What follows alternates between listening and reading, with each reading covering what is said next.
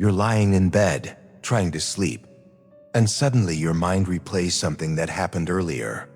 A conversation, a mistake, something awkward you said 5 years ago. You tell yourself, just forget it. But your mind refuses. Instead, it keeps replaying the moment. Again, and again, and again. Most people think this happens because they overthink too much. But the real reason your mind won't let things go is something very different. And once you understand it, you'll stop fighting your thoughts and finally start freeing yourself from them, right?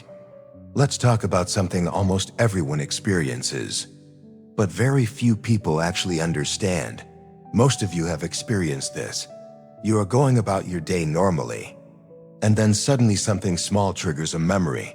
Maybe a message someone sent, maybe the way someone looked at you, maybe something you said that didn't land well. And before you realize it, your mind starts asking questions. Why did I say that? What do they think about me now? Did I mess things up? The strange part is, nothing new is happening. The situation is already over, but your mind keeps pulling it back like a movie scene stuck on repeat. Why? Because your mind hates unfinished emotional stories. When something feels unresolved, even something small, your brain keeps returning to it. Not to torture you, but to try to solve it. The problem is, some things can't be solved anymore, and that's where the loop begins. Here's where most people make the situation worse. They try to force themselves to stop thinking about it. You have probably tried this before.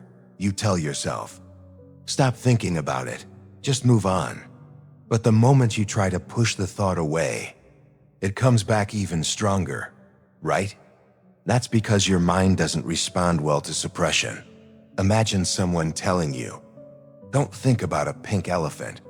What happens? The first thing that appears in your mind is a pink elephant. Your mind works the same way with emotional memories. The harder you try to push them away, the louder they return. So, the real solution isn't forcing your mind to forget. It's giving your mind a different way to close the story. Most lingering thoughts come from one simple feeling, unfinished meaning.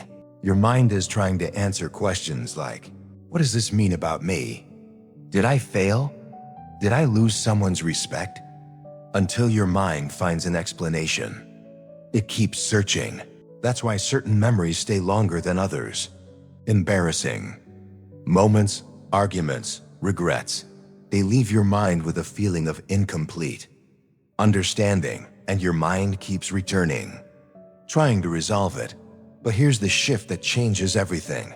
Most of the time, the event itself isn't the problem. The problem is the story you attach to it. Instead of asking, why did this happen to me? Try asking a different question. Ask, what am I making this moment mean about myself? Because very often, we turn small events into big conclusions. One awkward conversation becomes, I'm bad with people. One mistake becomes, I always mess things up. One rejection becomes, I'm not good enough. And when your mind believes those stories, it keeps replaying the moment, trying to protect you from it happening again. But once you challenge the meaning behind the memory, the emotional grip starts to weaken. You stop fighting the thought, and instead, you understand it. Next time your mind brings back a moment you can't seem to forget, try this instead of pushing it away.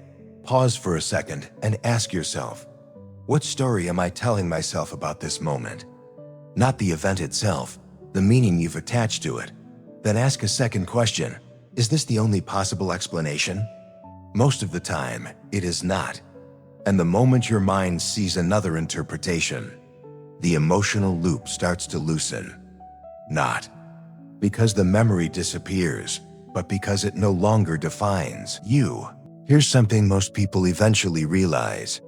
Your mind doesn't replay memories to hurt you. It replays them because it thinks it's protecting you, trying to learn, trying to prepare, trying to make sense of what happened.